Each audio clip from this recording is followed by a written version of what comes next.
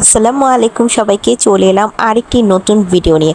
আজকে আমি করে দেখাবো হান্ডি বিফ। তার জন্য আমি প্রথমে যে আমার হান্ডিটা সেটাকে চুলার উপর গরম করে দিয়ে দিলাম সরিষার তেল, আর এরপর আমি একটু পেঁয়াজ বেরেস্তা করে নিয়েছি। আর আমি কিন্তু এর আগেই আমার যে বিফটা 2.5 কেজি পরিমাণ বিফ আমি ম্যারিনেট করে রেখে দিয়েছিলাম সারা রাতের জন্য নর্মাল ফ্রিজে। কারণ এটা যেহেতু আমার একেবারে ইয়াতে রান্না হবে, আমি কোনো রকম মশলা মিক্স করার সুযোগ পাবো না।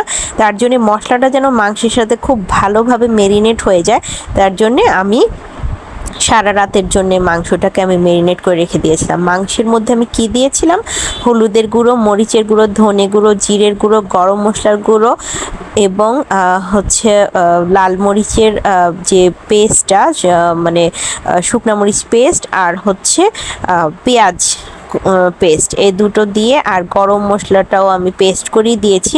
দিয়ে আমি এটাকে একদম সারা রাত নর্মাল চেম্বারে রেখে এই যে এখন আমি হাঁডিতে দিয়ে দিচ্ছি। আমি সাথে কয়েক টুকরো আলুও দিয়েছিলাম। আসলে হান্ডি বিফে আলু যায় না, তারপরও আমি দিলাম। আমাদের আসলে গরুর মাংসের সাথে আলুটা খুব ফেভারিট, তো আমি এখানে জাস্ট 4টা আলু দিয়েছিলাম ছোট ছোট করে। এই হান্ডির সাথে মানে বিফের সাথেই আমি ম্যারিনেট করে এটা লাস্টে দিয়েছি, মানে যখন আমি বসিয়েছি তখনই আমি আসলে এটা অ্যাড করেছি। দিয়ে আমি যে পাত্রে আমার বিফটা ম্যারিনেট করা ছিল সেখানে একটু পানি দিয়ে ধুয়ে সে পানিটা ঢেলে দিলাম। দিয়ে এখন একটু নেড়ে চেড়ে আমি এখনই মুখটা সিলগালা করে দিব। আর তার জন্যে আমি একটু আটা আমি রুটির মতো কাই করে নিয়েছি। নিয়ে আমি সেই ঢাকনাটাকে আমি একবারে সিলগালা করে দিব। আর দেখতেই পাচ্ছেন সেই যে পানিটার কথা বলেছিলাম সেটা আমি দিয়ে দিচ্ছি, আর দিয়ে দিলাম কয়েকটা শুকনো মরিচ। এখানে কিন্তু আমি আস্ত রসুনও অ্যাড করেছি।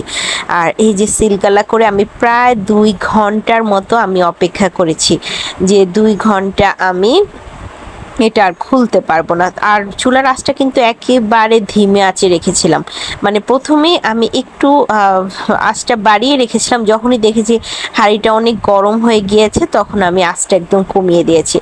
আর দেখতেই পাচ্ছেন আমার হাঁডিটা মাশাআল্লাহ খুব সুন্দর একটা কালার চলে এসেছে। আর আমি এটা চেকও করে দেখেছি যে মাংসগুলো প্রপার সিদ্ধ হয়েছে আর অনেক নরম হয়েছে মাংসগুলো। এখন আমি লাস্টে দিয়ে দিলাম একটু বেরেস্তা, পেঁয়াজ বেরেস্তা আমি আগেই করে তুলে রেখেছিলাম, সেটা আমি একদম লাস্টে আবার অ্যাড করে দিয়েছি।